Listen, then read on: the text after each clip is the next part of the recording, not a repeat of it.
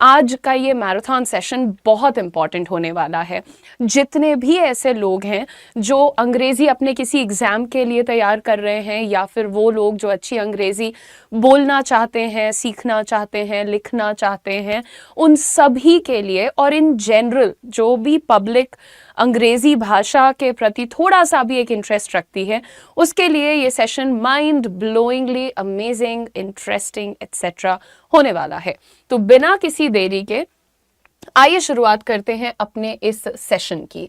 सबसे पहले दोस्तों, वोकैबुलरी क्या होता है? वोकैबुलरी होती है आपके पास शब्दों का कितना ज्ञान है, range of words that you know, उसे कहते हैं हम वोकैबुलरी, राइट? तो आज हम आपके रेंज ऑफ वर्ड्स को बढ़ाने वाले हैं। Hi Sidra and Zaid and a and Gopal and everybody who is here with me. Hi Smriti, very good to see you all.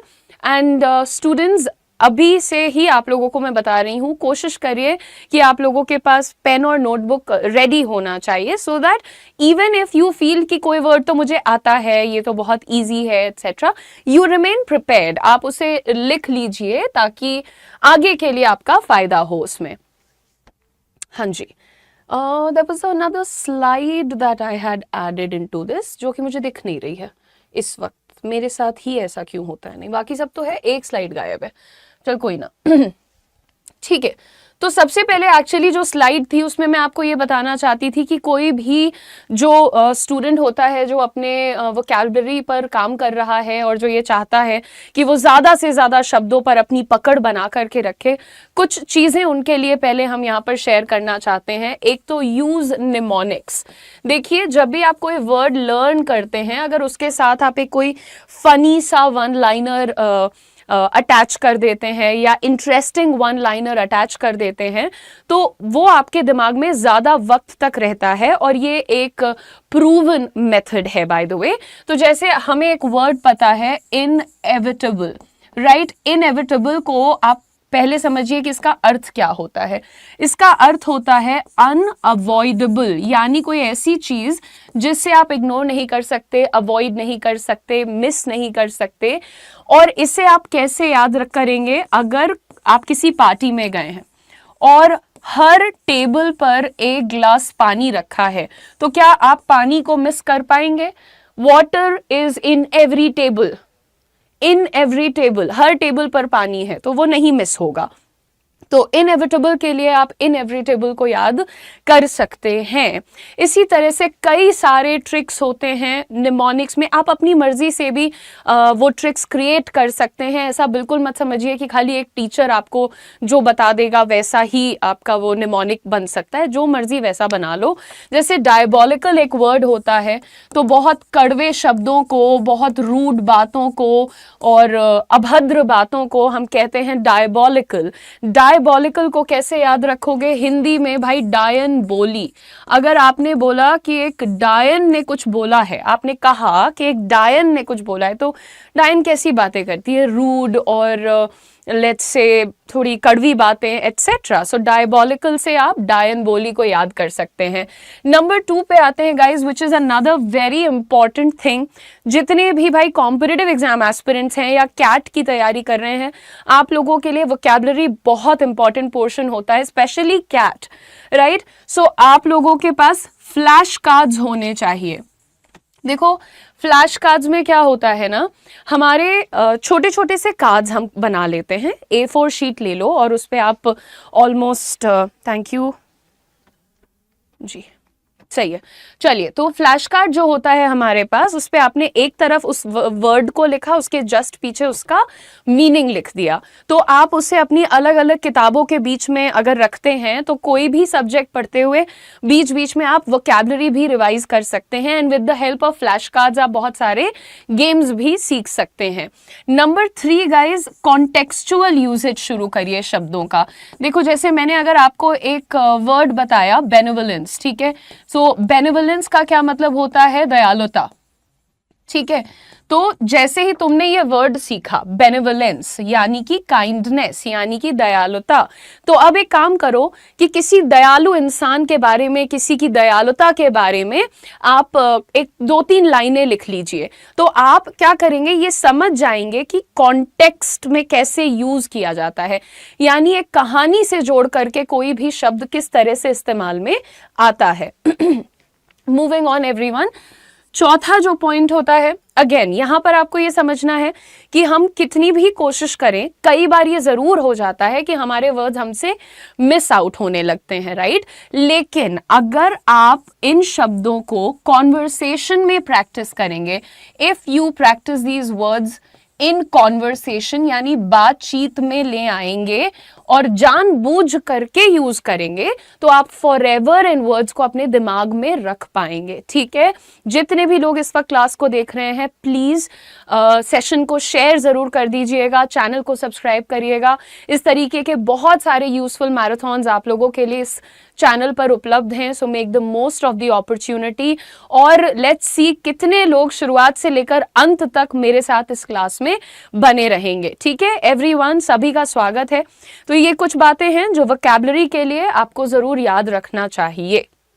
आगे बढ़ते हैं, शुरुआत करते हैं अपने पहले वर्ड्स से। यहां पर मैंने आपको क्या बताया था कि फोटोज के साथ, तो आज जिस मेथड से मैं आपको वोकैबुलरी सिखाने जा रही हूं, इसी मेथड को हम कहते हैं learning with the help of visual aids, यानी कोई भी ऐसी चीज जो तुम देख सकते हो उससे एसोसिएट करके किसी भी चीज को पढ़ना या सीखना। So learning with the help of visual aids. यहां पर पहला वर्ड आपको दिख रहा है, साथ में एक फोटो दिख रही है जिसमें एक इंसान बहुत धुंधला सा नजर आ रहा है, गौर से देखिएगा बिल्कुल, ठीक है। तो व्हेन आई से गायब हो गया, इट वैनिश्ड, गायब होना, टू वैनिश।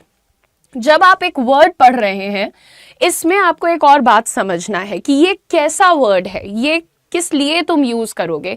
इस वर्ड को तुम यूज करोगे एक एक्शन के बारे में बताने के लिए। तो जैसे अगर तुम्हें ये कहना है कि यार मुझे ये रिमोट गायब करना है, I want to vanish this remote, right. मुझे गायब होना है, आई वॉन्ट टू वैनिश। मेरी परेशानियां गायब हो जाएं, माई प्रॉब्लम्स शुड वैनिश। तो इस तरह से आप एक्शन की तरह ही इसको यूज करेंगे और अपने वाक्य साथ ही साथ बनाते रहिए। प्रोनाउंसिएशन पर भी ध्यान दीजिए। नंबर 2 गाइस, देखिए ये इंसान कैसे बैठा हुआ है, रिग्रेट में, परेशानी में, पछतावे में। जब भी हमसे कोई गलती हो जाती है फिर हमें क्या फील होता है, पछतावा महसूस होता है। तो उसे अंग्रेजी में कहते हैं टू रिग्रेट। मुझे बहुत पछतावा है, I have a lot of regret, या मैं पछता रही हूं, I am regretting.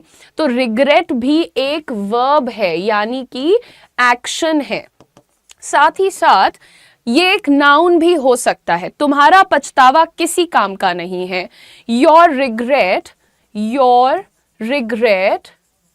Is of no use. तुम्हारा पछतावा किसी काम का नहीं है, your regret is of no use. Okay, moving on everyone.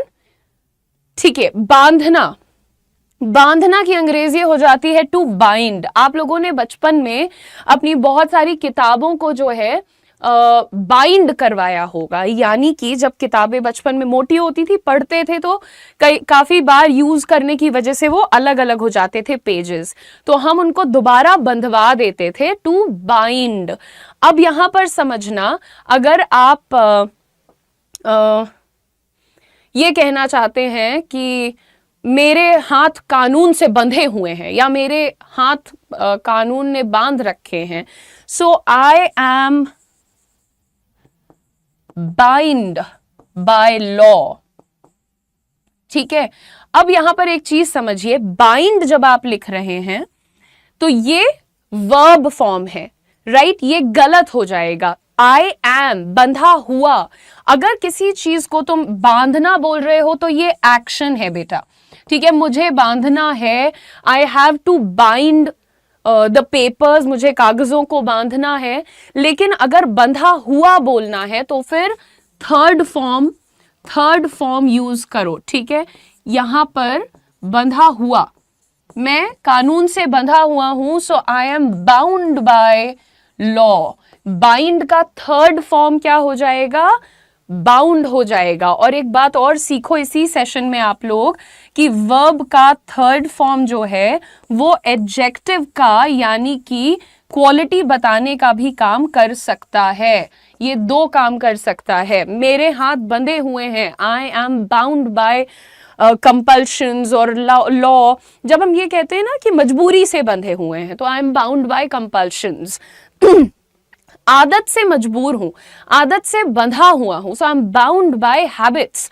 इस तरह से आप बात को करना सीखिए, इसको अलग अलग जगहों पर यूज करिए, ठीक है। क्योंकि फिर आप कहते हैं कि मैम समय पर वर्ड याद नहीं आता।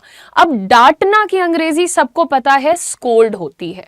स्कोल्ड बहुत सारे लोग, आप खुद समझिए कि चौथी पांचवी के बच्चे भी यही बोलना शुरू करते हैं और आप भी यही वर्ड बोल रहे हैं। सो धमकी देना, डांटना, इसके लिए अब एक नया वर्ड यूज करिए आप, टू ब्लस्टर।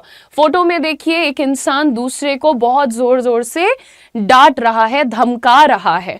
अब यहीं पर तुम्हें कहना है कि बॉस ने मुझे जोर से डांटा, सो बॉस ब्लस्टर्ड मी। देखो, जोर से डांटना को ही एक्चुअली हम कहते हैं ब्लस्टर।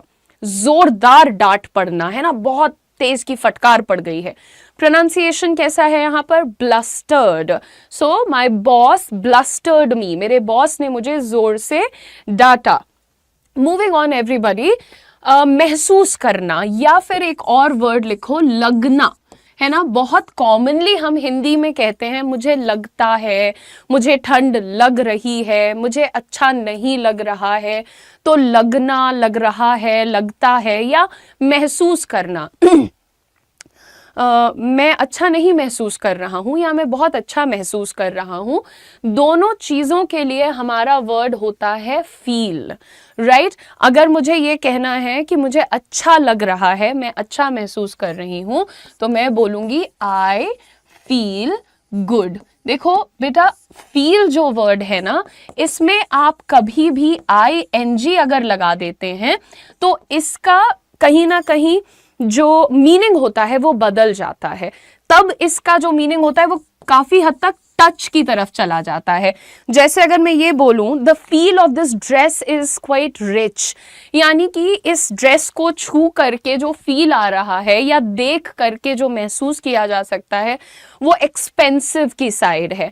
या फिर जैसे आप लोग कभी बहुत मुलायम कपड़े पहनते हो तो आप कहते हो ना, यार ये कितना सॉफ्ट फील हो रहा है, this coat is feeling really soft. तो फीलिंग जब आप बना देंगे तो मीनिंग बदल जाएगा, लेकिन महसूस करना और लगना के लिए कृपया इसे फील ही रखें। Do not make this ING everyone, ये वर्ब के साथ होता है। थर्ड पॉइंट, निहारना। मैं तो उसे निहारता ही रह गया। I could only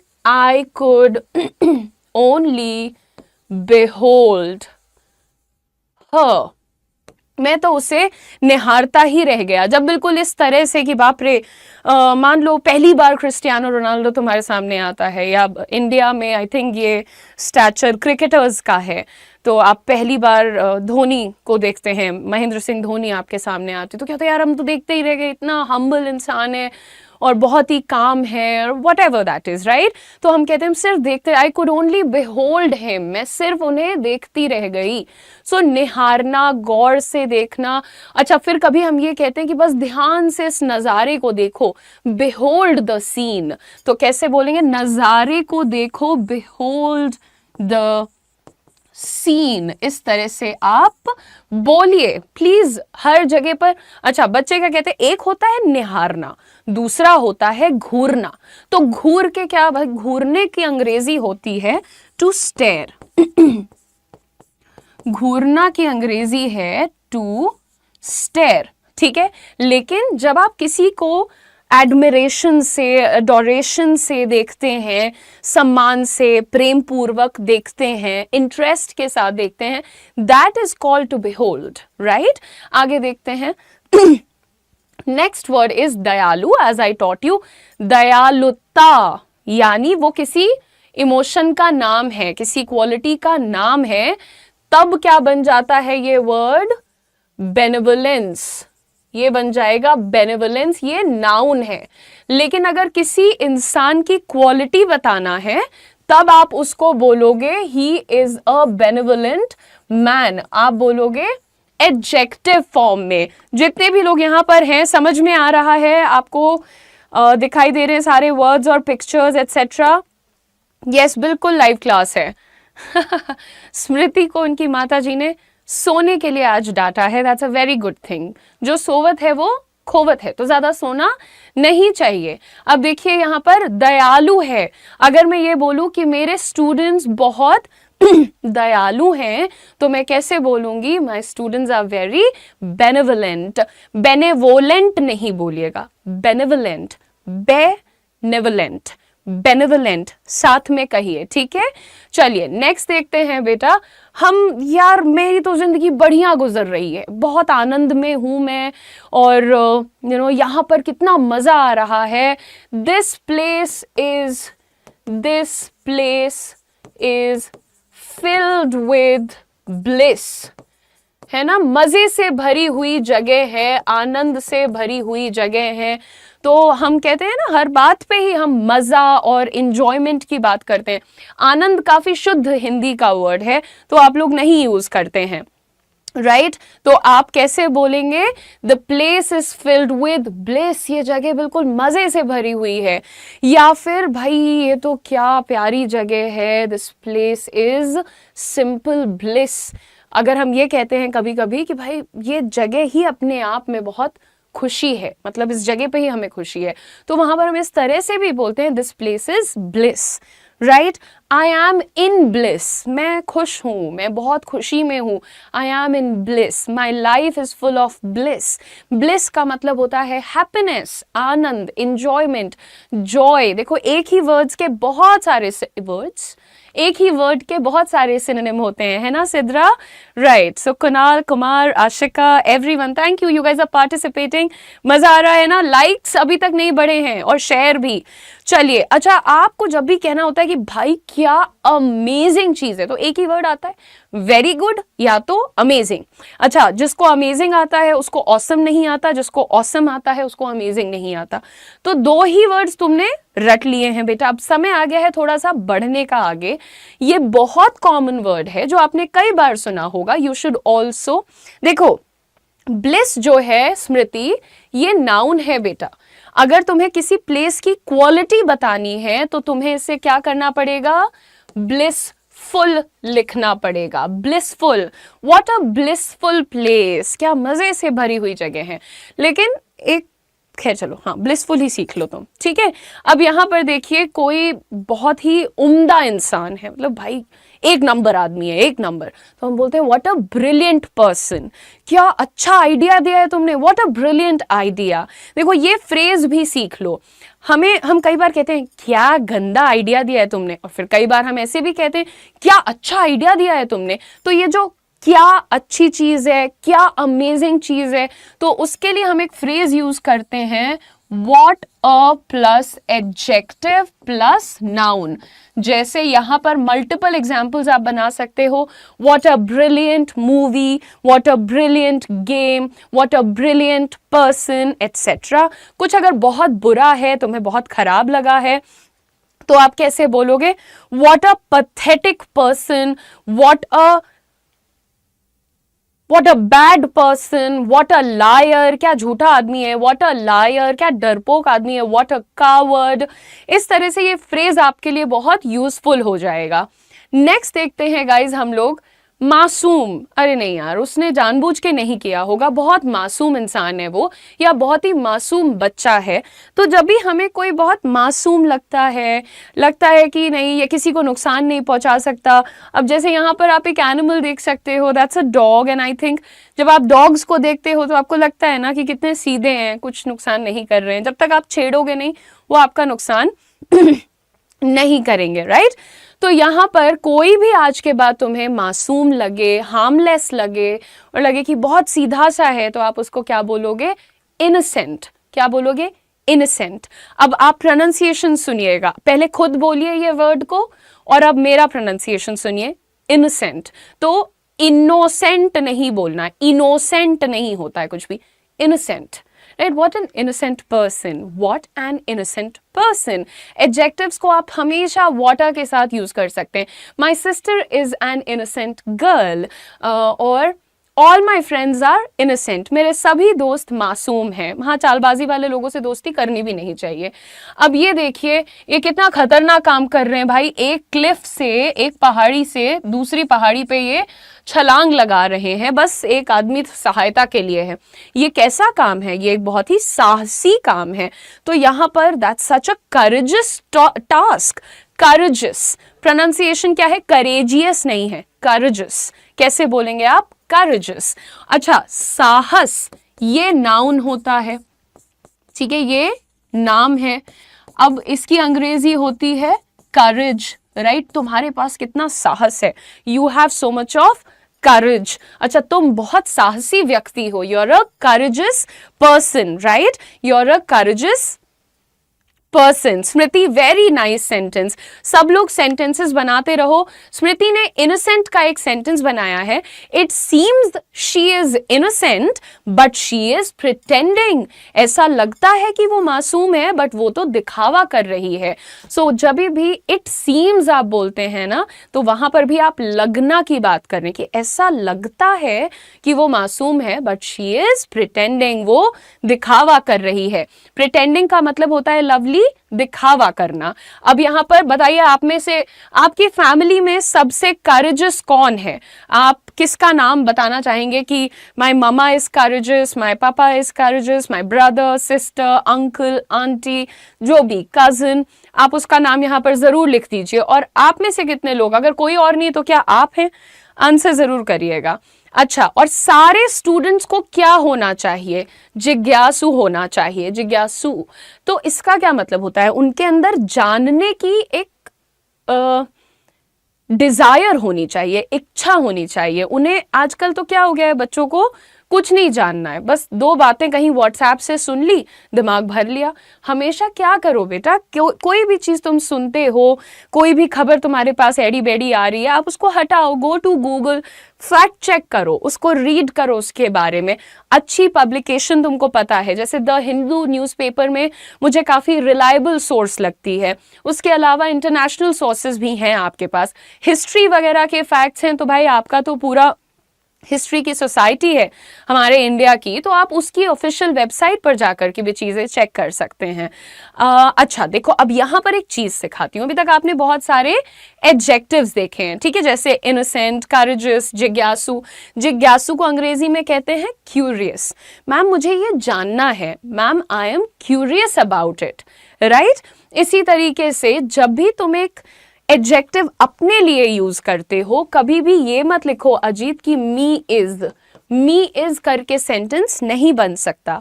आप कहते हैं I am curious, I am innocent, I am courageous, right? तो इस तरह से आप एडजेक्टिव को यूज करिए आई एम के साथ। फिर अगर मुझे ये कहना है कि तुम करेजियस हो, तुम साहसी हो, तो यू आर हो जाएगा। और अगर मान लो कि हमें बताना है कि सचिन तेंदुलकर बहुत क्यूरियस हैं, तो हम कैसे कहेंगे? He is, Sachin is, Aishwarya is, etcetera. ठीक है, चलिए आगे देखते हैं गाइज अपना नेक्स्ट वर्ड। यहां पर कोई चीज बहुत चमकदार है, ये कितनी चमकदार जगह है, this is such a dazzling place. Dazzling, the word is dazzling everyone. Dazzling ना बोलिएगा प्लीज, ठीक है, डैजलिंग में मजा नहीं आएगा आपको भी और हमें भी। अगर सेशन पसंद आ रहा है भाई लोग, तो फिर शेयर और लाइक और सब्सक्राइब भी होते रहना चाहिए। यहाँ पर लगातार आप लोगों को अच्छे वर्ड्स हम सिखा रहे हैं, ठीक है। Very good sentence. I am too courageous girl in my house. Okay, too courageous नहीं बोलना चाहिए। too पता है too का क्या मतलब होता है? संजना। देखो too का मतलब होता है बेटा जरूरत से ज्यादा। जरूरत से ज्यादा क्यों? क्या आप जरूरत से ज्यादा थोड़ी करेजियस हैं? भाई आपको भी अक्ल है कि कहाँ पर हमें साहस दिखाना है और कहाँ पर हमें हटके चले जाना है। तो टू जो होता है ये ना यूज करें। आप सिंपल सा अगर ये भी कहती हैं कि I am the most courageous person in my family, तो वही बात होगी, बस करेक्ट हो जाएगी। तो टू का यूज पॉजिटिव शब्दों के साथ मत करिए, ठीक है। अगर जैसे मान लीजिए मैंने ये कहा कि कोई घमंडी है, तब मैं नेगेटिव के साथ कैसे, भाई वो जरूरत से ज्यादा घमंडी है, ही इज टू एरोगेंट। अच्छा मुझे कहना भाई इसको जरूरत से ज्यादा ही चीजें जाननी है, ही इज टू क्यूरियस, जरूरत से ज्यादा। तो जब किसी की बुराई करनी है वहां पर टू लगा करके बात कर सकते हैं आप। अब चमकदार चीजें देखिए, जैसे किसी की ड्रेस हमें लगता है चमकीली है, किसी की घड़ी चमकीली है, किसी की गाड़ी चमकीली है, तो वहां पर हम कहते हैं हिज कार इज dazzling और her dress is dazzling, your eyes are dazzling। आज तुम्हारी आंखें चमक रही हैं, खुशी से लोगों की आंखों में चमक आ जाती है, right. So your eyes are dazzling with happiness, खुशी से चमक रही हैं तुम्हारी आंखें। नेक्स्ट देखते हैं गाइस।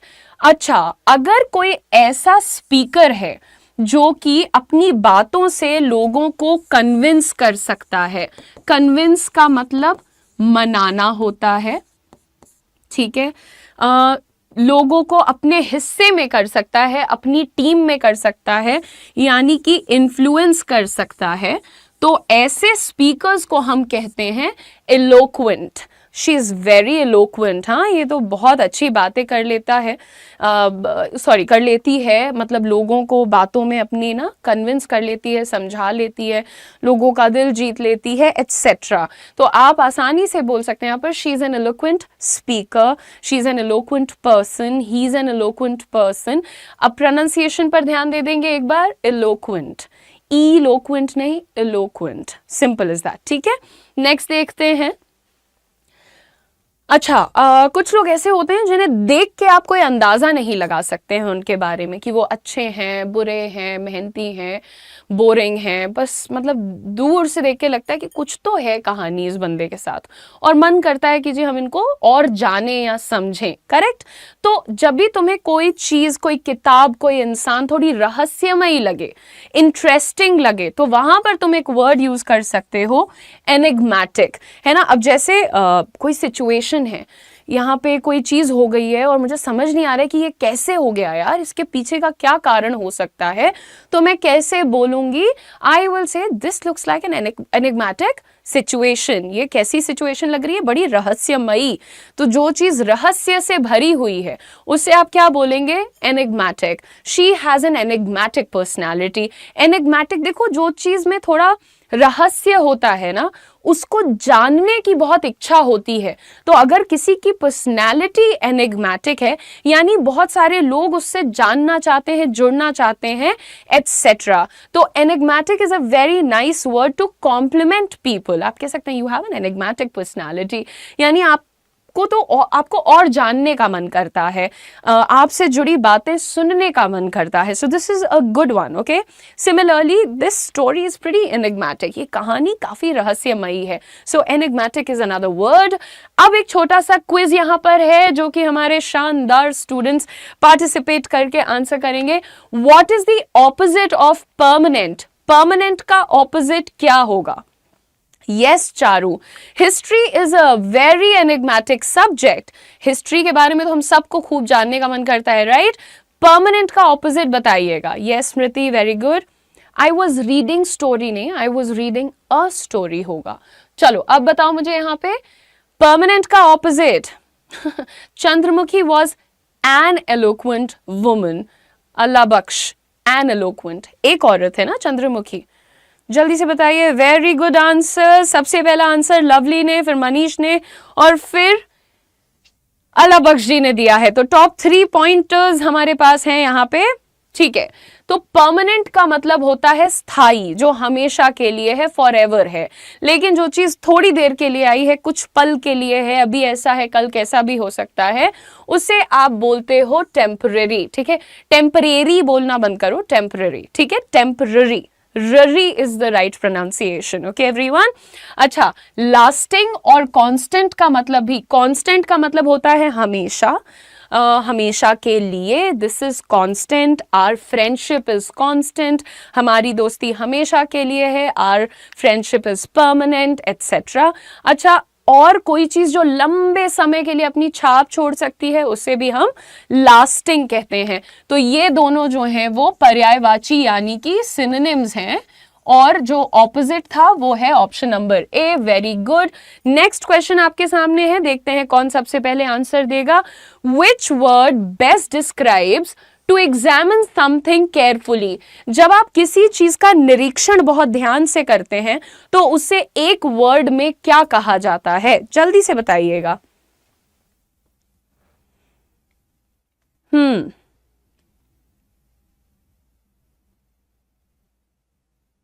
गाइस जल्दी जल्दी लाइक और शेयर हो जाए भाई एक बार फटाफट से।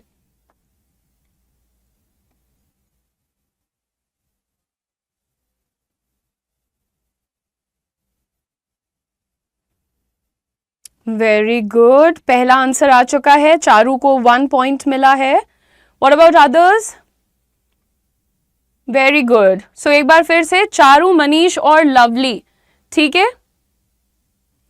जिनका आंसर दिख रहा है मुझे, मैं उनका नाम ले रही हूं बेटा। तो किसी भी चीज को जब आप ध्यान से परखते हैं, जांचते हैं, नजर रखते हैं, उसके लिए वर्ड यूज करिए इंस्पेक्ट। मम्मी मेरे कमरे को जांच रही थी या देख रही थी, तो आप कैसे कहेंगे? My mother was inspecting my room. तो जब आप हॉस्टल में रहते हैं तो मम्मी क्या करती हैं? आके कमरा चेक करती है ना कि तुमने कैसे रखा है, साफ सुथरा है या नहीं। सो इंस्पेक्टिंग। ग्लैंस का मतलब होता है एक झलक, ठीक है, एक झलक देखना, या फिर एक झलक को अंग्रेजी में कह सकते हैं ग्लांस। दूसरी चीज, इग्नोर का मतलब होता है किसी चीज को अनदेखा कर देना। सो पढ़ाई को अनदेखा मत करो, do not ignore your studies. Very good. जी हाँ, इंस्पेक्टर्स जो हैं वो यही करते हैं, वो चीजों का ध्यान से निरीक्षण करते हैं। नेक्स्ट देखिए, what does contribute mean? Contribute का सही अर्थ कौन से ऑप्शन में है? रीड करिए और फिर आंसर दीजिए, इससे आपकी रीडिंग और अंडरस्टैंडिंग ऑफ द लैंग्वेज बढ़ेगी। वेरी गुड, ठीक है जी, बिल्कुल।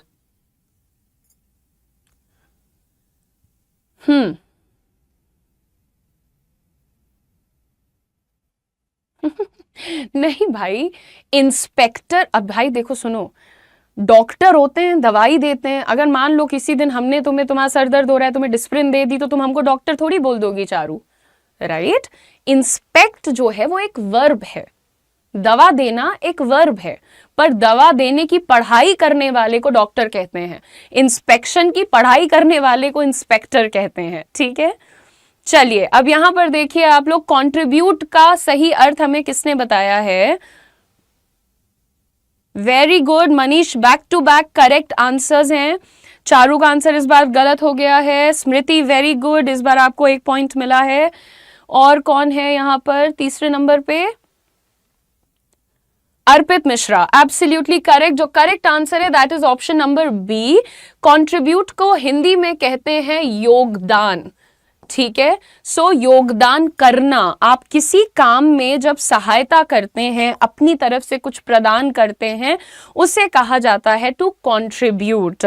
अच्छा, तुम अपने भाई की पढ़ाई के लिए फीस इकट्ठी कर रही हो, अच्छा मेरी तरफ से भी 15,000 रुपए का कंट्रीब्यूशन होगा। मेरा योगदान कितना हुआ? 15,000 रुपए का हुआ, तो उसी को I would like to contribute to that cause. Cause का मतलब क्या होता है बेटा? जैसे एक मतलब होता है कारण, दूसरा कॉज उसे भी कहते हैं जो किसी एक रीजन के लिए आप लड़ाई कर रहे हो, या उसका समर्थन कर रहे हो, या जिसको आप एडवोकेट कर रहे हो, उसकी वकालत करते हो, उसको आगे बढ़ाना चाहते हो, तो that is also called a cause everyone. अब यहां पर टू रिफ्यूज टू हेल्प, कुछ लोगों ने ऑप्शन नंबर सी, भाई मदद करने से इनकार करना, रिफ्यूज का मतलब होता है टू से नो, ना बोल देना, तो हटाइए। To take credit for something, श्रेय लेना। जैसे कुछ लोग होते हैं किया कराया कुछ नहीं है, बस आ जाते हैं उसका क्रेडिट लेने, श्रेय ले लेने, ये तो हमेशा क्रेडिट लेती रहती है, राइट। तो ये चीज गलत है। टू टेक क्रेडिट, किसी चीज के लिए तब तक क्रेडिट मत लो जब तक तुमने उस पर वाकई काम नहीं किया है। सो एक बार फिर से जिन लोगों को पॉइंट्स मिले हैं, वेरी वेल डन। अगला वर्ड यहां पर देखते हैं, जैसे आप लोगों की बहुत बड़ी बड़ी किताबें होती हैं जिनका अपना एक मूल्य होता है, जिसमें आप लाइफ लेसन सीखते हैं, मतलब बड़ी कहानियां जरूर हैं पर वो आपको लाइफ के प्रिंसिपल्स और फंडामेंटल्स सिखाते हैं। Correct everyone. तो ऐसी किताबों को ही हम कहते हैं एपिक।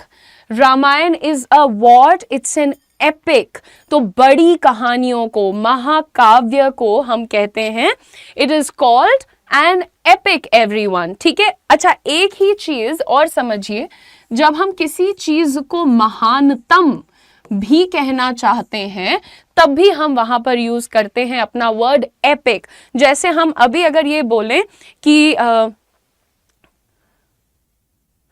ABCD या फिर XYZ is an epic movie, यानी कि वो मूवी बहुत अच्छी है, महानतम है, सर्वश्रेष्ठ है, तो वहां पर भी हम यूज करते हैं अपना word epic everybody. Now moving on quickly. अच्छा, कोई भी चीज जो हमें बहुत यूनिक और बहुत ज्यादा अच्छी लगती है उसे हम कहते हैं एक्सक्विजिट, राइट एवरीवन। ठीक है। Thank you Sanjana, God bless you. अच्छा, तो कोई भी चीज आज के बाद तुम्हें बहुत यूनिक और बहुत स्पेशल और बहुत अच्छी लगेगी तो तुम उसके लिए क्या वर्ड यूज कर सकते हो? Exquisite. This is an exquisite book, that is an exquisite resort, यानी कि वो जो रिजॉर्ट है वो बहुत एलीट है, बहुत क्लासी है, बहुत सुंदर है, so you call it exquisite everybody. Moving on. Fascinating, जब किसी चीज में तुम्हारा मन लगता है या तुम्हारा मन उसकी तरफ अट्रैक्ट होता है तो तुम उसे बोल सकते हो fascinating. That is a fascinating idea. जैसे तुम्हारे दोस्त ने तुम्हें कहा कि चलो यार खाने का बिजनेस करते हैं, इसमें बहुत पैसा है, और तुम्हें पूरी कहानी समझाई, तो तुम्हें लगेगा कि अच्छा यार ये तो इंटरेस्टिंग सा आइडिया दिया इसने, मुझे काफी अट्रैक्टेड हूं मैं उस आइडिया की तरफ, तो आप बोल सकते हैं दैट्स अ फैसिनेटिंग आइडिया। अच्छा, जैसे कभी कभी कुछ लोगों के साथ बैठ के बात जब आप करते हैं तो आपको लगता है कि यार इनके साथ बात करना बहुत अच्छा लग रहा है, या जो कॉन्वर्सेशन हो रही है वो बड़ी इंटरेस्टिंग है मेरे लिए, तो हम बोल सकते हैं कि this was a fascinating meeting, और I am in fascinating company. I am in fascinating company का मतलब मैं एक बहुत ही इंटरेस्टिंग संगत में हूँ। संगत जो नहीं कहते बुरी संगत, दैट इज बैड कंपनी। अच्छी संगत, गुड कंपनी। और हम अपने दोस्तों की संगत में जब हैं तो कह सकते हैं आई एम इन फैसिनेटिंग कंपनी, यानी बड़ी अच्छी बातें यहाँ हो रही हैं, मजा आ रहा है, तो इंटरेस्टिंग, मजेदार एक्सेट्रा के लिए फैसिनेटिंग वर्ड को यूज करिए। नेक्स्ट देखते हैं, कोई चीज जो बहुत खुशबूदार हमें लगती है। कभी कभी हम किसी की गाड़ी में बैठते हैं और बहुत अच्छी खुशबू आती है। देखो, किसी के घर से, गाड़ी से कैसी स्मेल आ रही है, वॉशरूम से कैसी स्मेल आ रही है, ये उस बंदे के बारे में बहुत बताता है। तो आप लोग भी अपने स्पेस को साफ सुथरा रखा करो और छोटा सा कुछ परफ्यूम या कुछ ऐसा रख सकते हो। आती तो बहुत सारी चीज़ें हैं, लेकिन आप रख सकते हैं कुछ भी एयर फ्रेशनर वगैरह जो आप अच्छी खुशबू के लिए यूज़ करें। तो जब आप किसी चीज़ को कहना चाहते हैं this car is so fragrant, यानी कितना खुशबूदार है, यहाँ कितनी अच्छी खुशबू है, this place is very fragrant, या फिर the orchard is fragrant with multiple new flowers blooming etcetera. जब भी कोई चीज़ तुम्हें बहुत खुशबूदार लगती है, बहुत अच्छी खुशबू है वहाँ पर, use the word fragrant everybody. ठीक है। नेक्स्ट देखते हैं ये क्या हो रहा है। कोई बहुत जेनरस है। ओके, ये फोटो को ध्यान से आप देखिए तो ये जो यहाँ पर एक बच्चा है ना, इसके हाथ में गिफ्ट है एक्चुअली, और उस गिफ्ट पे पहले ऐसे लिखा हुआ था टू बेन।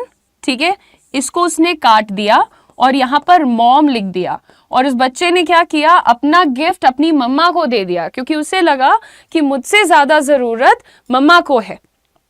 ठीक है। तो जब आपका दिल बड़ा है, आप दूसरों की मदद करना चाहते हैं, आपको लगता है कि अपनी चीज को पीछे कर लेते हैं, अपनी रिक्वायरमेंट को साइड रख देते हैं एंड किसी और की हेल्प कर देते हैं, तो आप वहां पर यूज कर सकते हैं अपना word generous. You are a very generous person. आप इतनी मेहनत करते हैं। मैं स्टूडेंट्स की बात करना चाहूंगी यहाँ पर। दिन रात आप लोग पढ़ाई करते हैं, 2-2 साल 3-3 साल मेहनत करते हैं, और जब आपका सिलेक्शन हो जाता है आप एक सेकंड नहीं लगाते और इतना बड़ा मेल लिखते हैं, मैसेज लिखते हैं कि मेरा सिलेक्शन आपकी वजह से हुआ है। तो मुझे समझ में नहीं आता कि कोई बच्चा कैसे इतना जेनरस हो सकता है। आप इतनी हार्डशिप्स झेल कर, ऑब्स्टिकल्स देख कर, है ना, फिर भी सामने वाले को सारा क्रेडिट दे देते हो। तो मैं क्या बोलूंगी कि my students are generous. Now generous. अब अच्छा, एक वर्ड यहां पर पूछा है मनीष ने, लिबरल का क्या मतलब होता है? लिबरल का मतलब होता है खुली सोच रखने वाले, थोड़ी आजाद सोच वाले। तो जो खुली सोच या आजाद सोच के लोग होते हैं उन्हें हम कहते हैं कि हाँ, she is a liberal person, और मतलब जो थोड़े रिलैक्स्ड टाइप के होते हैं। नहीं, अच्छा देखो, अरे एक बहुत अच्छा वर्ड याद आया था यार। anyway, तो जैसे कुछ बच्चों के पेरेंट्स बहुत सख्त होते हैं, स्ट्रिक्ट होते हैं, डांटना, मारना, चिल्लाना, ये वो सब कर लेते हैं, है ना। लेकिन वहीं पर कुछ बच्चों के पेरेंट्स होते हैं जो बिल्कुल रिलैक्स्ड होते हैं। क्या हो गया, आज लेट क्यों आ गए हो, ठीक है कोई बात नहीं, कल से ध्यान रखना। तो ये जो थोड़े से रिलैक्स्ड वाले होते हैं इनको क्या कह सकते हो आप? Liberal parents. अच्छा, वहीं पर कुछ लोग होते हैं जो नहीं नहीं नहीं, हमारी बच्ची 2 बजे के बाद बाहर नहीं निकलेगी, दैट इज ओके। मेकअप कैसे फ्रेग्रेंट हो सकता है? मतलब होता है, ऑफ कोर्स मेकअप प्रोडक्ट में अच्छी खुशबू होती है, but I am talking about in general good खुशबू अराउंड यू, ठीक है। नेक्स्ट देखिए, ग्रेशियस। ग्रेशियस का मतलब होता है यार filled with grace and politeness etcetera. तो अगर तुम्हें कोई इंसान बहुत विनम्र, समझदार और थोड़ा सा वेल बिहेव्ड लगे, तो मेरे हिसाब से ना इसमें 2-3 चीजों का कॉम्बिनेशन समझ के चलना थोड़ा सा। एक तो व्यवहार से बहुत फर्क पड़ता है, well behaved plus polite plus classy, ठीक है। ये तीनों चीजों का जो कॉम्बिनेशन होता है उसे हम बोल सकते हैं gracious. What a gracious woman. Sushmita Sen is a gracious woman, है ना। वो पोलाइट भी उतनी ही है, वेल बिहेव्ड भी है। मैंने कभी उन्हें बदतमीजी करते नहीं देखा ऑन कैमरा। जनरली सारे सेलिब्रिटीज का कुछ ना कुछ आ ही जाता है, ठीक है। My parents are very strict but मारते नहीं है। चलो बाल बाल बच गई आप, है ना। मारना तो चाहिए भी नहीं बच्चों को, मुझे ऐसा लगता है, लेकिन चलो अब मार दिया। ये हुआ क्या? अरे बाप रे, एक सेकेंड, हाँ यहाँ पे थे हम, ठीक है। तो जी हाँ, जब तुम्हें कोई तीनों चीजों का कॉम्बिनेशन लगे तो आप उसको बोल सकते हो ग्रेशियस पर्सनालिटी। नेक्स्ट देखते हैं गाइस। ओके, सामंजस्यपूर्ण। सामंजस्यपूर्ण तो तुम्हें हिंदी में भी नहीं पता होगा। जब कहीं किसी जगह पर, किसी रिश्ते में बहुत समझदारी होती है, अंडरस्टैंडिंग होती है, रिस्पेक्ट होता है, तो क्या बोला जा सकता है? या we share a harmonious relationship. Harmonious का मतलब क्या हो जाता है बेटा? जहां पर हार्मनी है। हार्मनी का मतलब क्या होता है? खुशहाली। Harmony is happiness, agreement etcetera. तो जब भी My family shares a harmonious relation with one another, हमारे पूरे परिवार में आपस में अच्छे संबंध हैं, सब खुशी से रहते हैं ना, लड़ाई झगड़ा बहस मुबाहिसा नहीं किया करते हैं, right. This place has a very harmonious vibe. अब जैसे आप मेरे ऑफिस आओगे तो यहाँ पर आपको लगेगा सब खुशी से काम कर रहे हैं, सब लोग अपनी अपनी जगह पर, और जब आपस में मिलेंगे तो सम्मान प्रेम पूर्वक बात कर लेंगे। That is called a harmonious work place. देखो भाई, जहां तुम नौकरी करते हो वहां पे अगर हार्मनी नहीं है, ज्यादा आर्ग्यूमेंट्स हैं, तो प्रोडक्टिविटी कम हो जाती है, ठीक है। तो तुम डिजर्व भी करते हो बेटा मम्मी का एक हाथ। अच्छा किया, उनको थैंक यू बोलना मेरी तरफ से, क्योंकि पढ़ाई के टाइम पे तुम बकवास कर रहे हो इधर उधर, मैं देख रही हूँ। बाकी बच्चों के लिए चलिए, गुड जॉब। अच्छा, कोई अगर किसी चीज में बिल्कुल कोई गलती नहीं हो, ये गलत है। हैविंग नो फ्लॉ, कोई कमी ना होने वाला। जिस चीज में कोई कमी नहीं है, मतलब उसके अंदर कोई गलती है ही नहीं, तो उससे आप क्या कह सकते हैं? इमैक्युलेट। क्या कह सकते हैं? इमैक्युलेट। जैसे मैं कॉन्फिडेंटली बोल सकती हूँ I have immaculate communication skills, यानी कि मेरे बात करने का जो मेरी कला है उसमें कोई कमी नहीं है। ये हालांकि कभी किसी को नहीं कहना चाहिए, लेकिन ठीक है, चलो कह सकते हैं।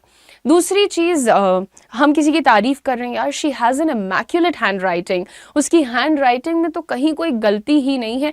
बेसिकली जब तुम परफेक्ट वर्ड को यूज़ करते हो ना, तो वहीं पर उसी के सिनोनिम की तरह तुम अपना वर्ड इमैक्युलेट भी यूज कर सकते हो, right? Our society needs to be harmonious. Smriti, यार अगर कोई ऑफिस से मेरा सेशन देख रहा है ना, तो ये गोलू नाम के युवक को ब्लॉक कर दीजिए please, I don't want distractions.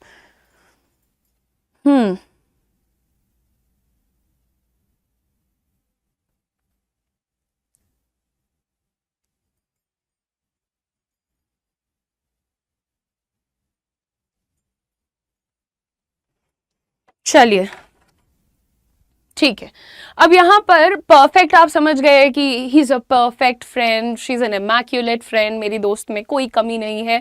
Next word देखिए, प्रभावशाली।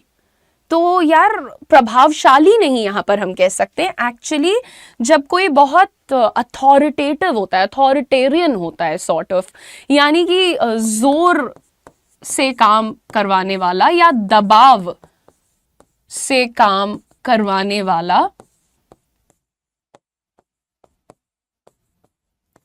उसे हम कहते हैं इम्पोजिंग। मतलब जैसे कुछ लोगों के जो व्यूज होते हैं, ओपिनियन होते हैं, वो बड़े ऐसे सख्त होते हैं, यार नहीं मैंने कहा था ना कि ऑफिस में 2 बजे सबको आ जाना है, क्यों तुम 2:01 पे आए हो? These are very imposing thoughts, right? He has a very imposing personality.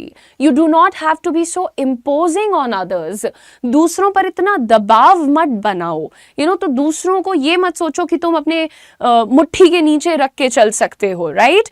तो चलिए ठीक है, नेक्स्ट देखते हैं यहाँ पर पूरा करना, कंप्लीट द पिक्चर। जैसे आप देख सकते हैं यहाँ पर, किसी काम को पूरा कर लो, राइट? तो आप कहते हैं complete your work.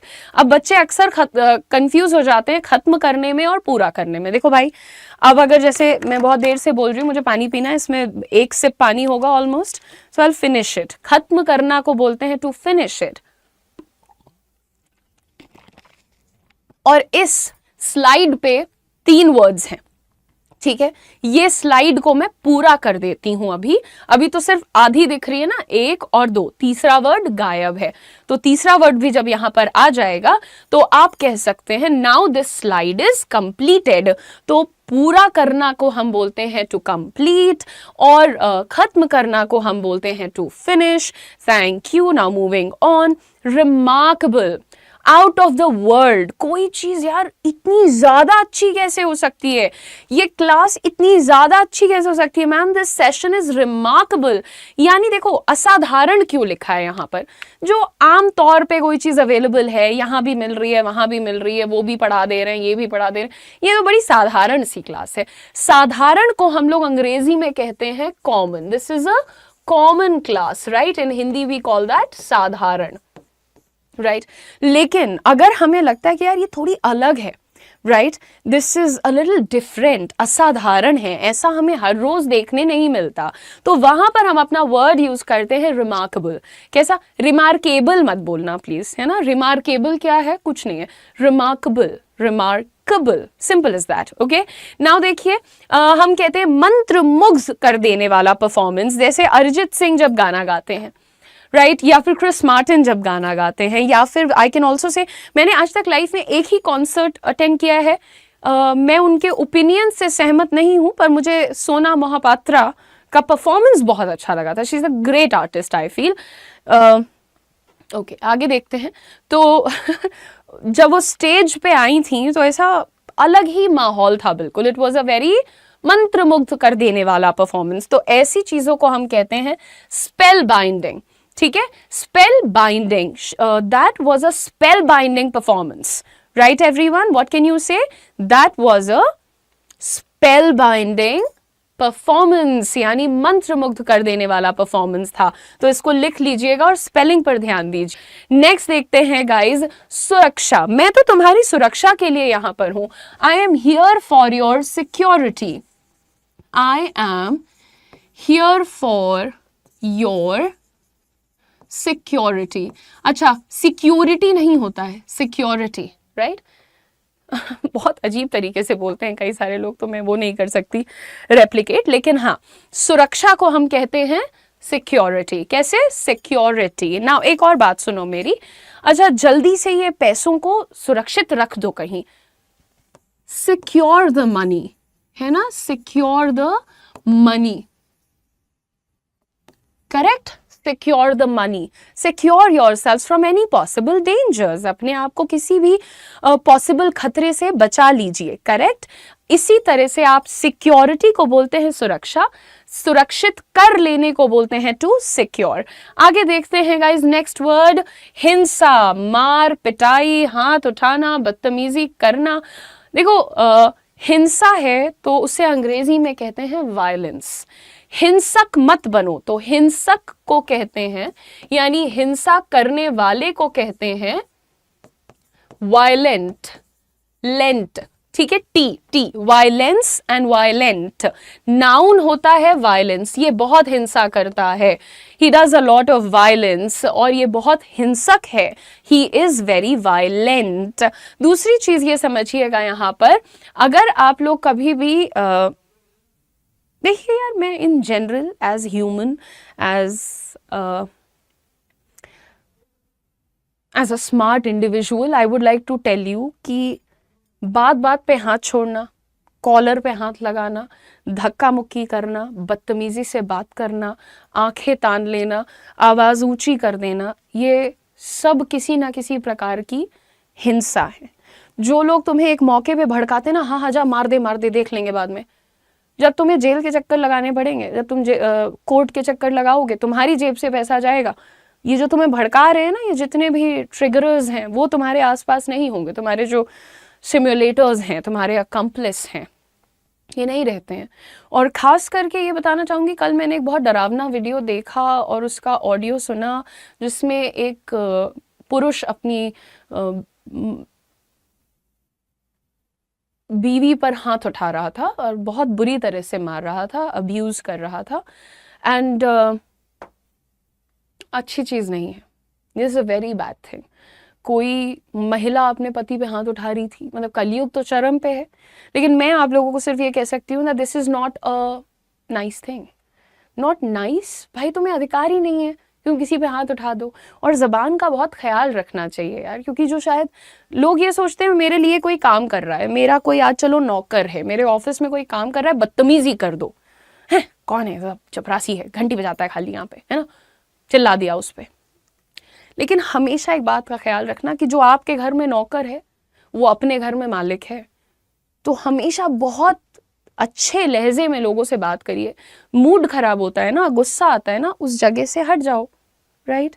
So please कोशिश करिए कि किसी भी प्रकार के हिंसा का ना तो हिस्सा बनिए, ना तो उसको आगे बढ़ाइए, ना तो किसी और को मजबूर करिए हिंसक होने पर, ठीक है? ये तो हो गई ज्ञान की बातें।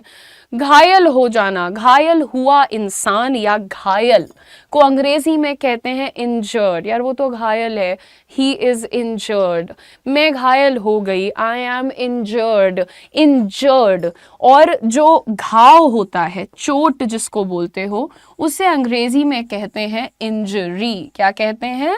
Injury, right? सो उसे चोट लगी हुई है, अरे ये तो घाव है, that's an injury, he has an injury, etcetera. Okay, आगे देखते हैं गाइस। बकवास मत करो, nonsense, don't speak nonsense. Okay, मैं तुम्हारी बकवास नहीं बर्दाश्त करूंगी, I will not tolerate your nonsense, ठीक है? आगे देखते हैं। ये वीडियो फिर YouTube पे मिलेगा, ऑफ कोर्स मिलेगा, और इस चैनल पर बहुत सारी इंपॉर्टेंट चीज़ें आपको मिलेंगी। तो आप चैनल को सब्सक्राइब करके, वीडियो को लाइक करके ही कहीं जाएं, अगर जा रही हैं तो वैसे पढ़ाई कर लीजिए बैठ के, ठीक है? Hello ma'am, good afternoon buddy, ठीक है? My dog was injured yesterday, oh my god that's really sad. चलिए आगे देखते हैं, रिलायबल, भरोसेमंद। भरोसेमंद को क्या कहते हैं अंग्रेजी में? रिलायबल। क्या मैम ये किताब मैं यूज कर लूं, ये अच्छी किताब है ma'am, is this a reliable book? क्या मैं इस किताब पर भरोसा कर सकती हूं? तो सवाल कैसे पूछेंगे? Is this a reliable, is this a reliable book? ठीक है, ये रिलायबल इंसान है, ये तुम्हारा ड्राइवर भरोसेमंद आदमी है। Is this a reliable driver? Is this a reliable person? और अगर मुझे किसी को कहना है कि नहीं यार तुम तो बहुत भरोसेमंद आदमी हो और तुमने मेरी बड़ी मदद कर दी है, you're a very reliable person, you're a very reliable man, इस तरह से करके बात करिए आप लोग। नेक्स्ट देखते हैं, रोकथाम को अंग्रेजी में कहते हैं प्रिवेंशन। कोविड की रोकथाम के लिए हमारी सरकार ने मजबूत कदम उठाए। Our government took strong steps to for prevention of covid, for prevention of covid, covid की रोकथाम के लिए। हम सभी को फेक न्यूज की रोकथाम के लिए काम करना चाहिए। We all should work towards the prevention of spread of fake news. ठीक है बेटा, प्रकृति आपको लिखना चाहिए is he a reliable person. ये तुम लोग, कुछ लोग होते हैं वो हर जगह अ लगा देते हैं, कुछ लोग होते हैं जो अ लगाते ही नहीं है, ऐसा क्यों करना। नेक्स्ट देखते हैं, आ गया है अब एक बार फिर से हम लोगों के लिए एक बहुत ही इंटरेस्टिंग सा quiz. What is the synonym for demanding? ठीक है, नो और एनी को साथ में यूज नहीं करिए आप स्मृति। योर ऑल बैचेस होता है, all your batches are reliable, there is no doubt about it. skeptical एक adjective है। skeptical का क्या मतलब होता है? skeptical उस बंदे को बोल सकते हैं, उस इंसान को बोल सकते हैं who does not believe easily, जो चीजों पर आसानी से विश्वास नहीं करता है। ठीक है, प्रिकॉशन होता है भाई, परकॉशन क्या होता है? बहुत खराब हालत है। प्रिकॉशन होता है सावधानी में लिया गया कदम। सी एग्जैक्ट हिंदी याद नहीं आ रही है। Precaution is to avoid something, किसी चीज से बचने के लिए किया गया काम। ठीक है, बैड आंसर्स, बैड आंसर्स। बताइए जल्दी से, सिनोनिम का मतलब होता है पर्यायवाची। डिमांडिंग का सिनोनिम कौन बताएगा? सिद्रा खान को पहला पॉइंट मिल गया है, स्मृति भास्कर को सेकंड पॉइंट मिल गया है, तीसरा पॉइंट किसको मिलने वाला है? Tarannum Hasan, absolutely correct, very good. देखिए गाइस, डिमांडिंग किसको कहा जाता है? देखो पहले तो तुम्हें पता होगा डिमांड का क्या मतलब होता है। टू आस्क फॉर समथिंग, किसी चीज की मांग करना, right? To ask for something.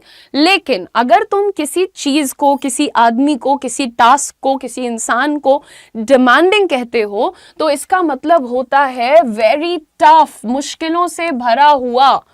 ठीक है, तो यहां पर इसका सिनोनिम क्या दिख रहा है? चुनौतीपूर्ण,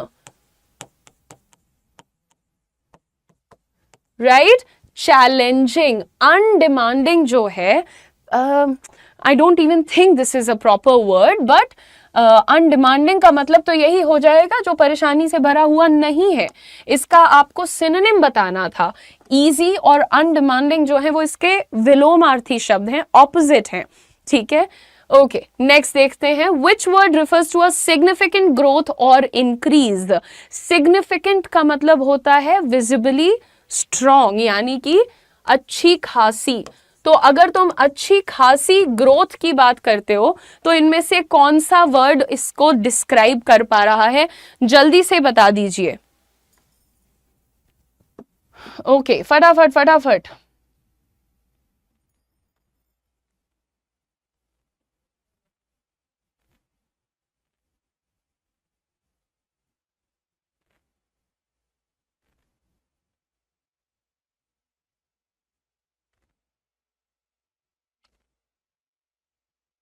very very good.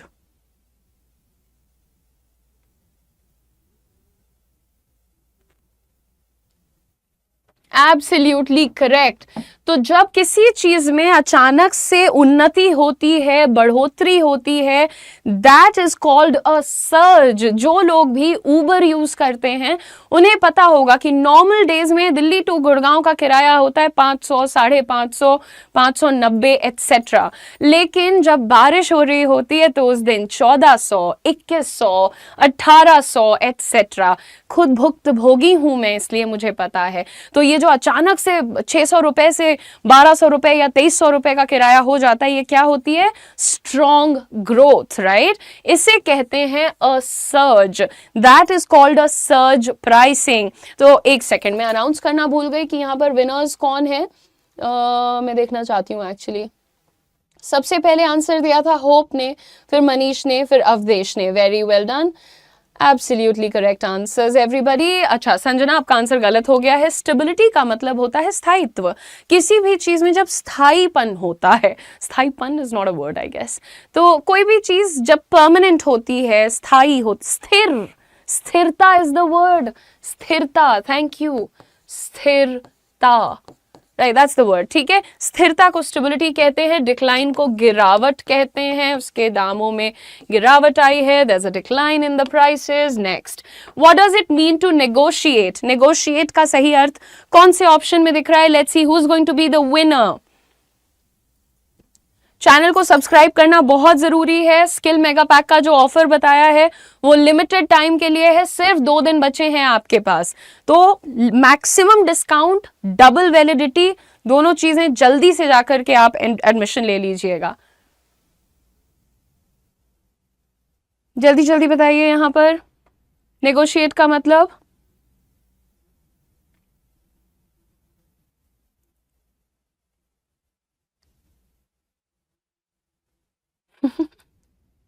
Very good job, got the right answer once again. I think Manish is the top scorer. उसके बाद कृष्ण मुरारी जी का आंसर परफेक्ट है और lovely, very good. Manish, Krishna and lovely absolutely correct. ये टॉप 3 आंसर गिवर्स हैं। To discuss terms in a transaction, negotiate जो तुम्हारा word होता है उसका अर्थ होता है जब तुम कोई भी लेन देन कर रहे हो, कोई भी डील कर रहे हो, कोई भी कॉन्ट्रैक्ट कर रहे हो, उसमें जब आप डिस्कस करते हो उसके टर्म्स और कंडीशंस, राइट, उसके अंदर आप अपनी बातें, अपनी शर्तें, उनकी शर्तें डिस्कस करते हो, समझते हो, तो उसे कहा जाता है टू नेगोशिएट। जैसे सिंपल सा एग्जांपल ले लो, तुम्हारी मम्मी कहती हैं अच्छा ठीक है तुम अपनी बेस्ट फ्रेंड के बर्थडे पे चली जाओ, लेकिन उसके बाद 2 महीने तुम कहीं नहीं जाओगी। फिर तुम क्या कहती हो? नहीं मम्मी अच्छा प्लीज, हाँ हम चले जाएंगे, 2 महीने नहीं पर 1 महीने के लिए आप हमें रोक दीजिएगा, हम कहीं नहीं जाएंगे 1 महीने, 2 महीने मत रोकिए। तो मम्मी कहेंगी कि नहीं नहीं फिर तुम उसके बर्थडे से लौट के आ जाना आज 10 बजे तक। तो तुम बोलोगी नहीं नहीं मम्मी 10 बजे नहीं, हम 10:30 तक आ जाएंगे, आप बस 1 महीने हमें घर पे रखिएगा, ऐसे। तो यहाँ पर आप क्या कर रहे हो? आप अपनी शर्तें और जो डिस्कशन है वो रख रहे हो सामने, करेक्ट? तो इसी को कहते हैं to negotiate everyone. To accept without question, बिना कोई सवाल किए चीजों को मान लेना, ये तो लूजर्स की आइडेंटिफिकेशन होती है मुझे लगता है। ये दिस इज, कुछ भी कोई भी चीज हो आप कैसे बोल सकते हो हाँ हाँ ये ठीक है? अरे हमेशा जांच परख के सवाल पूछ के फिर एक्सेप्ट करो। टू रिफ्यूज एन ऑफर, किसी ऑफर को ना कर देना, that is a different thing all together. अच्छा, वूंड और इंजर्ड सेम नहीं होता है बेटा। वूंड और इंजरी सेम होता है, वूंड और इंजरी सेम होता है। वूंडेड, घायल को कहते हैं वूंडेड, या फिर इंजर्ड, ये दोनों सेम होते हैं। ठीक है, इस पे ध्यान दीजिएगा, आप लोग नाउन और एडजेक्टिव्स और वर्ब्स नहीं समझते हैं। नेक्स्ट वर्ड देखते हैं यहाँ पर, थप्पड़। एक थप्पड़ पड़ेगा, थप्पड़ की अंग्रेजी क्या होती है? स्लैप। वन टाइट स्लैप, एक कड़ाकेदार चमाट पड़ेगी, तो चमाट, थप्पड़, अंग्रेजी में slap. One tight slap across your face, कहते नहीं मुंह पे एक चमाट पड़ेगी, one tight slap across your face, ऐसे बोला जाता है। पर बोलना मत किसी को, बिकॉज दिस इज हिंसा। अच्छा, साहस को क्या कहते हैं? करेज। भाई साहब क्या कर रहे हैं यार? यहाँ तो रक्षाबंधन वाली लड़ाई हो गई है, ये तो मैंने ध्यान ही नहीं दिया, बहन ने मारा चमाट, बेचारा कितना सीधा भाई है। ये बहुत कम होता है, जनरली भाई ही बहन को मारता है। मैं तो छोटी हूँ, मैं तो बहुत पिटी हूँ, वो WWE के सारे मूव्स ट्राई हुए हैं मुझे लगता है।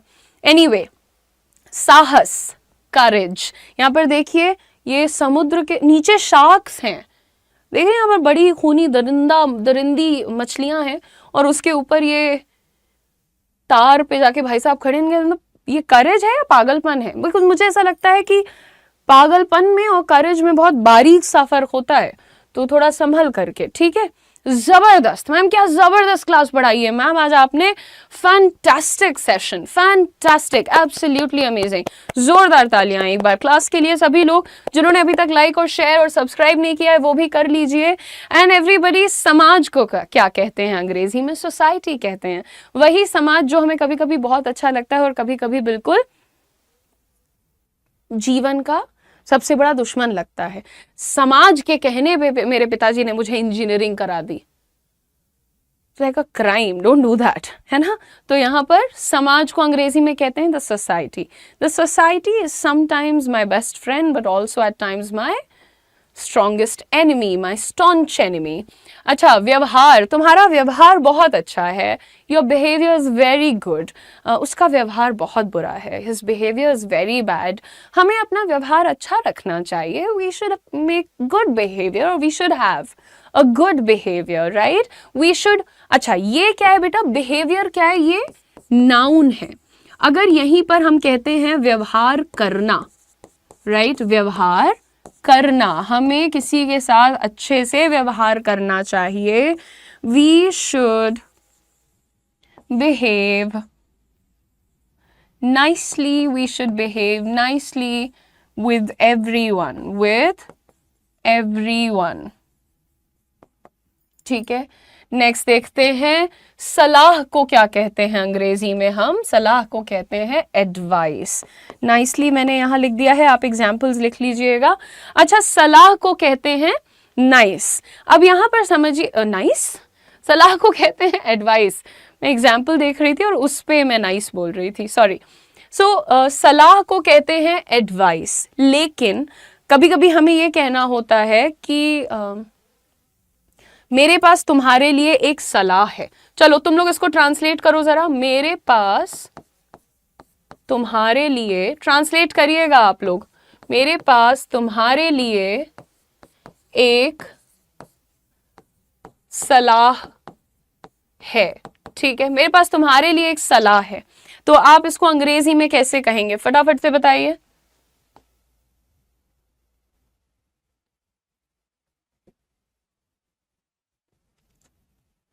Ma'am I am 1 hour late. अच्छा, कोई बात नहीं।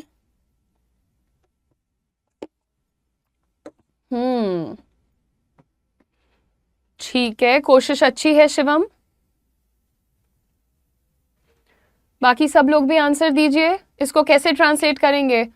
स्मृति, संजना, सिद्रा, वेरी, ओहो, very good. Prakriti, your answer is immaculate, perfect, कोई गड़बड़ नहीं है उसमें। I have one piece of advice for you. अच्छा जी, देखो एक बात एक्चुअली यहाँ पर मुझे समझाना था आपको कि ये जो आपका वर्ड है एडवाइस, इसको कभी भी हम एडवाइसेस नहीं बोल सकते हैं। क्या नहीं बोल सकते हैं? एडवाइसेस। Advices is incorrect. आप ये समझ लीजिए कि ये नाउन है, और वो भी कौन सा नाउन है? अनकाउंटेबल नाउन है। तो जब भी तुम ये कहते हो ना हिंदी में कि मेरे पास एक सलाह है तुम्हारे लिए, तो 1 2 3 सलाह हिंदी में बोल लो तुम, अंग्रेजी में नहीं बोल सकते हो ये बात तुम। अंग्रेजी में तुम ये नहीं कह सकते I have 1 advice for you, I have an advice for you, ये सब नहीं बोल सकते। आपको बोलना पड़ेगा I have a piece of advice, I have a piece of advice for, अयो फॉर में मैंने ई लगा दिया यार गाइस, ये भी एक वर्ड होता है बट छोड़ो, फॉर यू, ठीक है। अब एक बात समझिएगा, एडवाइस के साथ एक और वर्ड आप समझ लीजिए, एडवाइज। देखो एक में सी लगा है, एक में एस लगा है, एक होता है एडवाइस, दूसरा होता है एडवाइज। सो ये जो स वाला होता है ये नाउन है, इसका मतलब क्या हो जाता है? सलाह। और जो एस ई वाला एडवाइज है ये वर्ब होता है, और इसे कहते हैं सलाह देना। Okay everyone, cool, let's move on and see the next one. तरीका, तुम्हारा तरीका मुझे सही नहीं लग रहा है, your method isn't suitable for मी, हमें सही नहीं लग रहा है, हमको सूट नहीं कर रहा है, तो हम क्या कहते हैं, your method isn't suitable for me. So यहाँ पर आपका जो सेंटेंस बन रहा है किससे बन रहा है, मेथड से बन रहा है, your method isn't suitable for मी। अच्छा यार ये मेथड बहुत डिफिकल्ट है, this is a very complicated method ma'am, ये तरीका बड़ा कॉम्प्लिकेटेड है ना, तो आप कैसे कहेंगे, मेथड बोलेंगे वहां पर। नेक्स्ट आप देखिए नोटिस यानी कि सूचना, मेरे पास एक इंपॉर्टेंट सूचना है आपके लिए, आई have an important notice for you, right. एक और अर्थ होता है, देखो ओके सिद्रा कोई बात नहीं, go put your phone on charge. इस सेशन के साथ आप लोगों को फ्री पीडीएफ मिलेगी, बाद में आकर डाउनलोड जरूर कर लीजिएगा। और हाँ, मैंने आपको अपने स्पोकन इंग्लिश बैच के बारे में भी बता दिया है और स्किल मेगा पैक के बारे में ही, जो सेल चल रही है वो सिर्फ 2 दिन के लिए है गाइज। और इस चैनल पर आप लोगों के लिए रेगुलर बेसिस पर क्लासेस और वीडियोस और मैराथन्स आते रहते हैं, जरूर देखिए, अपनी अंग्रेजी सुधारिए, अपनी पर्सनालिटी को स्ट्रांग बनाइए एंड ऑल द बेस्ट। अब देखते हैं यहाँ पर गाइज, नोटिस का जो ये मीनिंग होता है सूचना, ये नाउन है क्योंकि ये किसी चीज का नाम है, और किसी चीज को देखना, गौर करना, ये वर्ब है। गौर से देखना समझते हो ना आप, इसको बोलते हैं टू नोटिस। मैंने गौर किया कि आज वो बड़ी सुंदर लग रही थी, I noticed she was looking beautiful today. मैंने गौर किया कि उसने अपने बाल कटवा दिए हैं, I notice that she has cut her hair और she has chopped her hair, right. अच्छा जाने से पहले एक और बात बच्चों को बता दिया, तुम लोग बैटरी को बेटरी कैसे बोल सकते हो भाई, बैटरी होती है। मेरे को एक चीज पे गुस्सा आता है, प्यारे बच्चे होते हैं, मेहनती होते हैं, लेकिन आप लोग अपनी तरफ से एफर्ट नहीं डालते हैं। ना तो आप लोगों को कभी न्यूज़पेपर पढ़ना है, ना डिक्शनरी देखना है, ना सेशन में आना है, और उसके बाद स्पेलिंग की गलतियां यहाँ पर देखो, हालत पता चल रही है कमेंट सेक्शन में। और फिर चाहिए क्या सबको, सरकारी नौकरी चाहिए। क्यों, हलवे में मिल रही है आपको? थोड़ा सीरियस होइए, थोड़ी गंभीरता से पढ़ाई करना शुरू करिए आप लोग, ठीक है। चलिए आगे देखते हैं गाइस, मामला, क्या मामला है भाई, क्या झगड़ा हो रहा है? तो आपने कैसे कहा, what's the matter, why you fighting, क्या मामला है, मामला, मसला, मसालात, आप कहते हैं matter, what's the matter guys, ठीक है। ये मेरा पर्सनल मामला है, this is my personal matter, right. Next देखते हैं गाइस, हमारे सामने है किसी को बदनाम करना, टू डिफेम समवन। किसी को बदनाम करने के लिए आप वर्ड यूज कर सकते हैं टू डिफेम, ये तो मुझे बदनाम करने के लिए रची गई एक साजिश है, this is a conspiracy to defame me, है ना।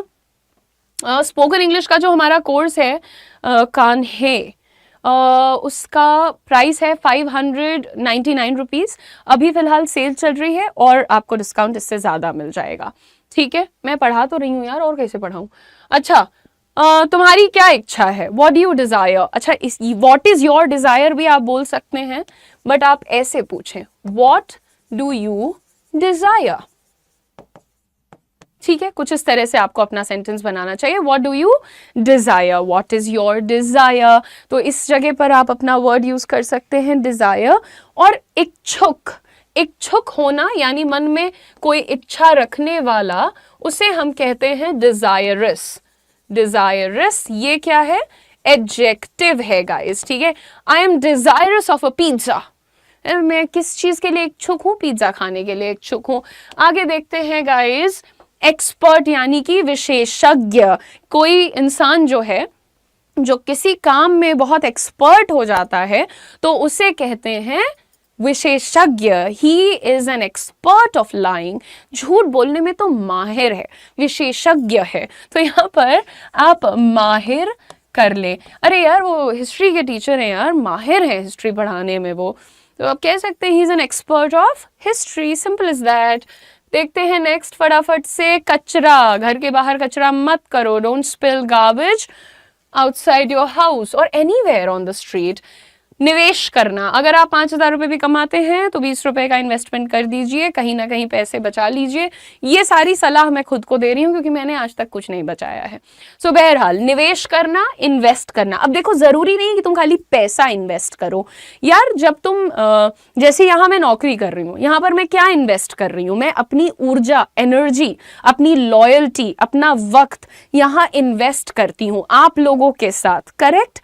तो ये सब भी एक प्रकार का इन्वेस्ट इन्वेस्टमेंट है जिसका आगे चल के मुझे ज़रूर मिलेगा। जब मेरे स्टूडेंट्स जो हैं अफसर बन जाएंगे तो वो कहा करेंगे उतिशा मैम ने पढ़ाया था, अच्छी टीचर थी, जब मैं मर जाऊंगी तो शायद आप लोग मुझे मेंशन करोगे, she was a good teacher, right.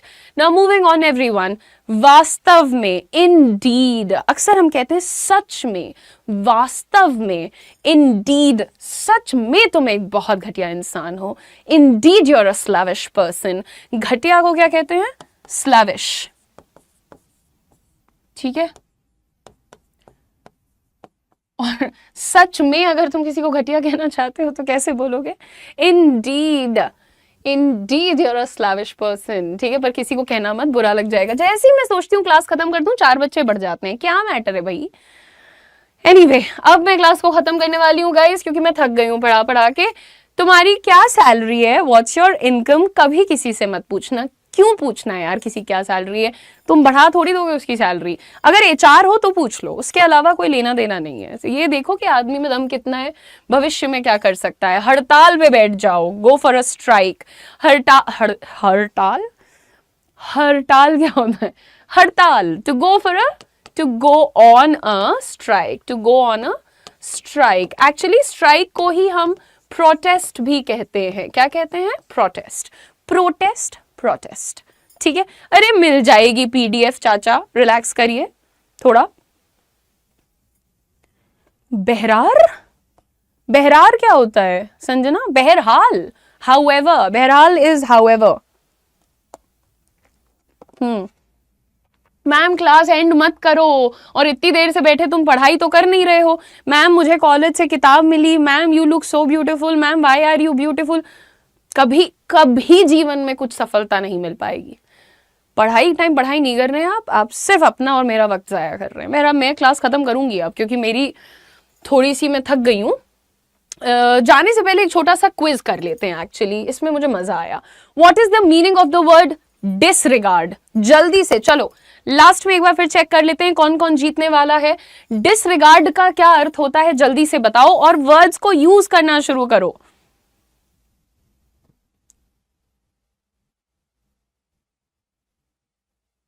मैं देख रही हूं लाइक और शेयर बहुत कम है अभी तक, चैनल को सब्सक्राइब भी नहीं किया है, धोखेबाज, वेरी बैड। जल्दी से लाइक करिए सेशन को सब लोग।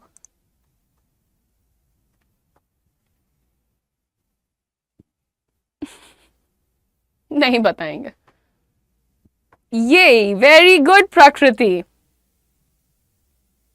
किसी चीज को जब तुम अनदेखा करते हो या फिर किसी चीज का जब तुम पालन नहीं करते हो तो उसे कहते हैं to disregard. Disregard is basically to ignore और to break. You can not disregard the policies of the office. Office की जो पॉलिसीज हैं उन्हें तुम अनदेखा नहीं कर सकते, उन्हें तुम तोड़ नहीं सकते हो। Very good job. टॉप 3 बच्चा कौन था यहाँ पे मैं देखना चाहती हूँ। टॉप 3 बचा था प्रकृति, अभिनव और मनीष। या मनीष इज अभी भी बहुत टॉप है अपने स्कोर पे। चलिए, what does apprehensive mean? Apprehensive का क्या अर्थ होता है? I am a little apprehensive about it. यार मैं और बताऊंगी तो आंसर आ जाएगा। पीडीएफ कहाँ मिलेगा? आपको तो मिलेगा ही नहीं, नहीं मिलेगा आपको।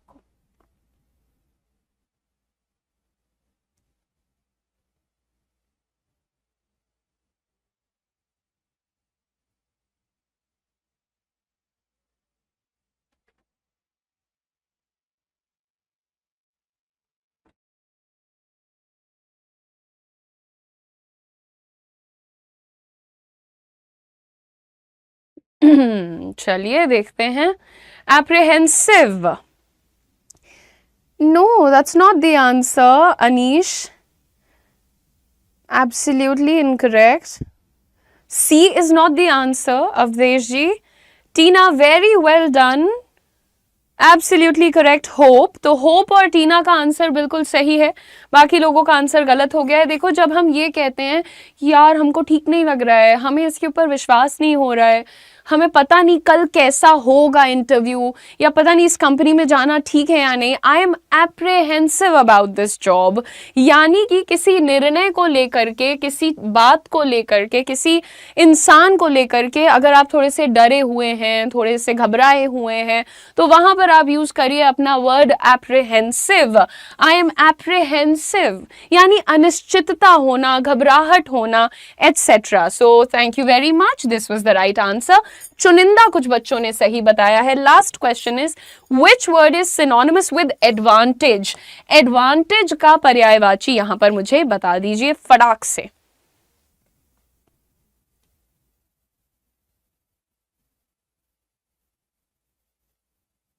यस तरन्नुम, वेरी गुड।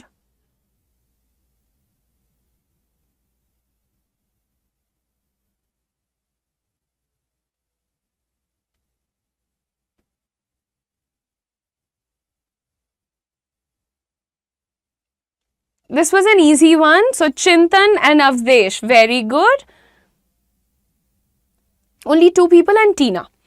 चलिए, मनीष गड़बड़ कर दिया।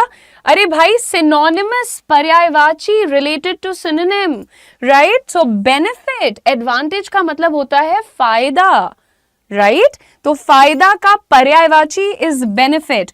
ऑब्स्टिकल का मतलब होता है रुकावट, ओके? डिसएडवांटेज का मतलब होता है नुकसान। थोड़ा सा ध्यान दीजिए, अच्छा खासा टॉप पे चल रहे थे और माइनस करवा लिया है, बट कोई बात नहीं। यहाँ पर जितने भी मेरे स्टूडेंट्स मेरे साथ जुड़े हुए हैं, मैं बस एक ही बात आप लोगों से कहना चाहती हूँ कि ये चैनल को आप सब्सक्राइब कर लीजिए।